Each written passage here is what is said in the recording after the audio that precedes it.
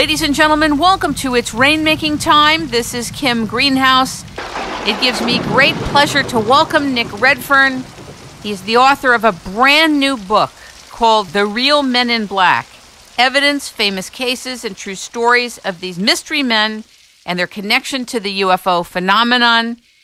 He is a freelance writer and journalist. He's the author of many other books: Final Events in the Secret Government Group on Demonic UFOs in the Afterlife, The NASA Conspiracies, The Truth Behind the Moon Landing, Censored Photos in the Face on Mars, Contactees, A History of Alien-Human Interaction, There's Something in the Woods, 3 Men Seeking Monsters, 6 Weeks in Pursuit of Werewolves, Lake Monsters, Giant Cats, Ghostly Devil Dogs, and Ape Men, Strange Secrets, Real Government Files on the Unknown, Science Fiction Secrets from Government Files and the Paranormal, Body Snatchers, In the Desert, The Horrible Truth at the Heart of the Roswell Story, Memoirs of a Monster Hunter, A 5-Year Journey in Search of the Unknown, On the Trail of the Saucer Spies, UFOs and Government Surveillance, all the way to Celebrity Secrets, Official Government Files on the Rich and Famous.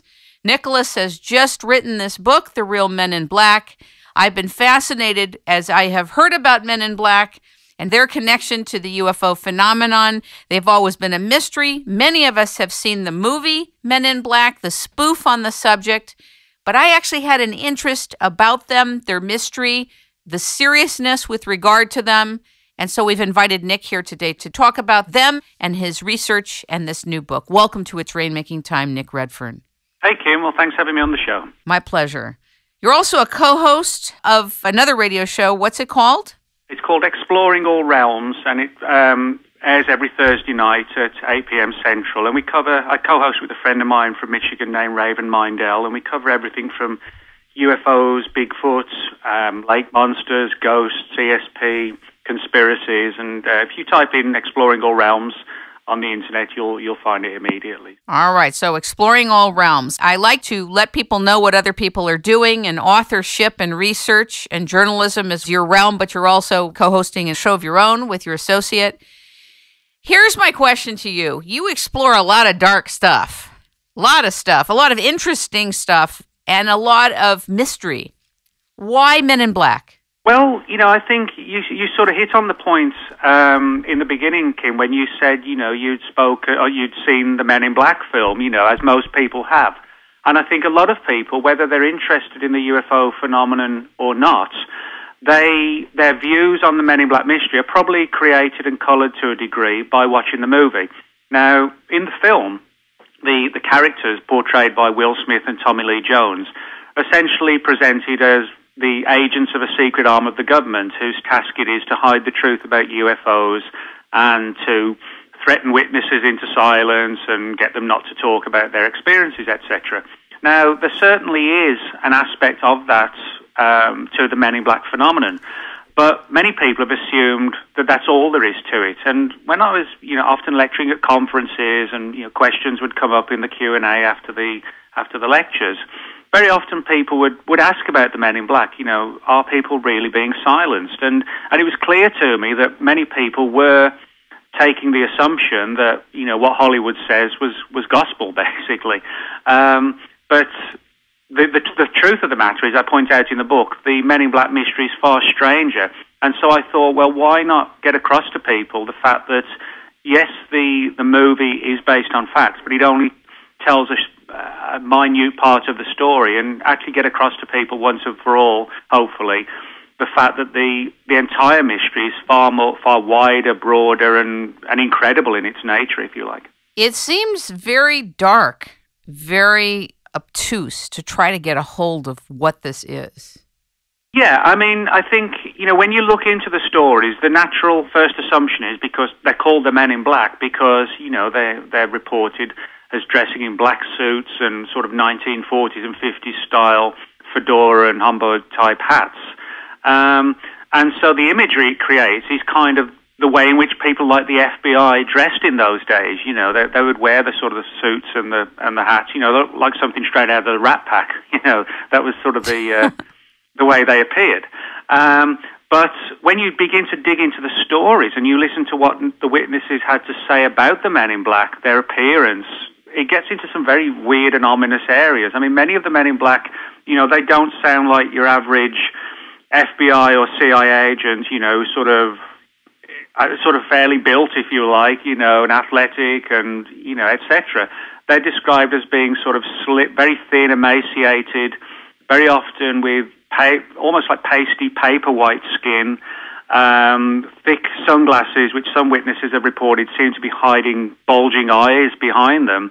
And they seem to exude this sort of air of menace and dread and doom, which the person actually almost sort of soaks up. They can feel it emanating from these entities. And, of course, this has led to numerous theories, some of which I support, the idea that there are actually several categories of Men in Black.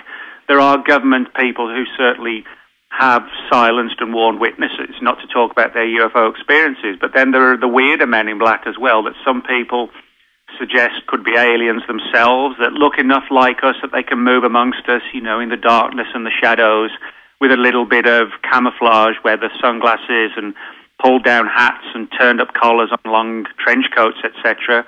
Other people suggest things like time travelers or even paranormal or occult entities, enter the picture as well. So I think it's not a case of who are the Men in Black, it's who are the Men in Black in this category versus the Men in Black in that category and that category. And that's what makes it so problematic and difficult to sort of get to the heart of the mystery. I like that in some of the writing you talked about how some of the witnesses that have come forward who had kind of sketchy psychological profiles, if you will. They were into dark stuff, they were into Ouija, they were into dark things and preoccupied with darkness. Yes. So I thought that was really good of you to show that it wasn't just these entities appeared, but these people were tampering in this domain, this realm. Yeah, a lot of people don't realize this, that the Men in Black mystery essentially kicked off in the early 1950s with a UFO researcher named Albert Bender. And he lived in Connecticut, and he set up a UFO organization in 1952 called the International Flying Saucer Bureau. And Bender was an unusual character. He was deeply into UFOs, but he was deeply also into the world of the occult, both in fact and fiction, in the sense that he was a deep follower of the literary works of people like H.P. Lovecraft and Edgar Allan Poe. But he was also heavily into the occult in the real world. And on top of that, he lived in sort of a creaky, floorboarded attic in his stepfather's home. So, in other words, he was someone who lived sort of pretty much a solitary life in this period, dominated by the occult and UFOs, which isn't necessarily a healthy position to be in. You need time away and not to become obsessed and just overwhelmed by this sort of stuff. But Bender, his group really went, I guess, far beyond the levels that he actually thought it would. He began to develop contacts all around the world, and chapters of the group would open in England and Australia and elsewhere. And it actually became a huge force, if you like, on the UFO research scene. And we know today, thanks to the Freedom of Information Act, that Bender attracted the attention of the FBI. They wanted to know, who is this man? What's he doing with this UFO research group? But Bender, as I said, was heavily dabbling into the occult. And it was at the height of his UFO research and his occult research that Bender said that he was visited by these three Men in Black. Now, the story that did the rounds and the rumors in the UFO research field in the early to mid-50s when this occurred was that Bender, because he quickly closed down his research group, the theory was that he'd been silenced by some agency of the government. And the initial story did sound like that. But when Bender himself went public in 1962, long after he got out the subject, he said that, no, these weren't government people. He said they were far stranger. He said they kind of just literally manifested in the attic. And they were, again, these sort of pale, pasty, almost anorexic-looking creatures is probably the best way to describe them, with glowing eyes, and that made them sound almost like a vampire-type entity. And he said he was basically shocked out of his wits and quit UFO research. So, a lot of people don't realize that the Men in Black mystery from its early days was far more sort of embroidered in the occult than it was in sort of X-Files type stories. But there are others that have a lot of credibility who have been witnesses to this phenomenon called Men in Black. Can you talk about them? Yeah, sure. I mean, this is one of the things that I guess even to an extent surprised me doing the research, because a lot of people associate Men in Black reports with the 1950s and 1960s. But the more I began to delve into the subject and getting witness reports, I often find that, when you write a book, people contact you with their own cases and experiences. And I found that the number of reports of Men in Black type accounts today, and in the last 10 or 20 years, really is no less than at its height in the 50s and 60s. What I found was the big difference was that because of the publicity given to the Hollywood movies, people were less willing to talk about encounters with the Men in Black. It's kind of like a Hollywood film comes out, and then 2-3 years down the line, you get visited by the Men in Black. Nobody's really going to believe you've been visited by these MIB characters. They're going to say you've overdosed on watching too many Hollywood films. And so what I found is that the experiences are no less today, but certainly the willingness for people to come forward and risk ridicule has led to a decrease in the reports being filed, unless the person realizes, they're going to be treated seriously and fairly. So whoever these sort of weird black-suited characters are, they've been ever present on the UFO scene for decades. And I mean, I cite in the book highly credible people who'd had UFO experiences, the 70s, 80s, 90s, as late as 2008, and had run-ins with these Men in Black, and really did have a feeling of menace, coming from them. As one of them told me, that the look that the person or entity had on its face was almost like that of a dog when it's about to bite. You didn't even want to get close to them. That was sort of the atmosphere that they seem to exude when you're in their company. But with so many witness reports all over the world in every country about UFOs, you would think that there would be less reluctance because there's more immersion, there's more reporting, and with the internet, more discussion, more of preparation and absorption that the UFOs exist. So you would think that the Men in Black phenomenon would be dropping.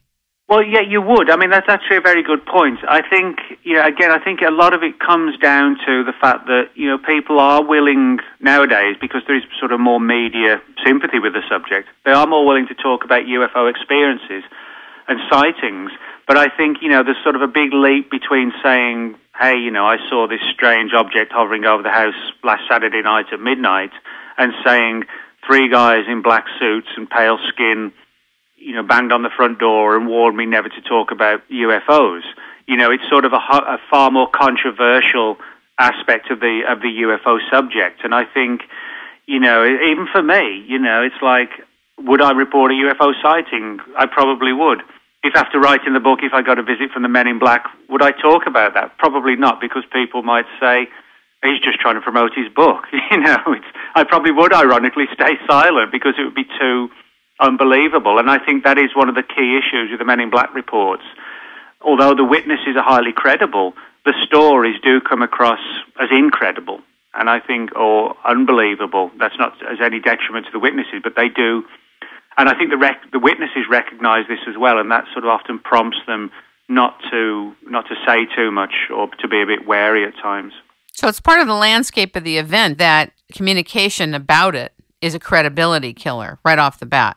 Yeah, I think actually, and this is why it gets even more complicated, is that there are people in government who realize that there's a genuine, very weird aspect to the Men in Black mystery, which they know is nothing to do with them. They know it's nothing to do with the government, but I think they actually exploit that weird mystery, and may even dress deliberately like these weirder Men in Black as a means to cover their own tracks in case anybody says, I got visited by the FBI and I want to put in an official complaint. Well, if you specifically ensure you dress like the Men in Black and you don't show ID cards, etc., you're actually covering all bases, so to speak.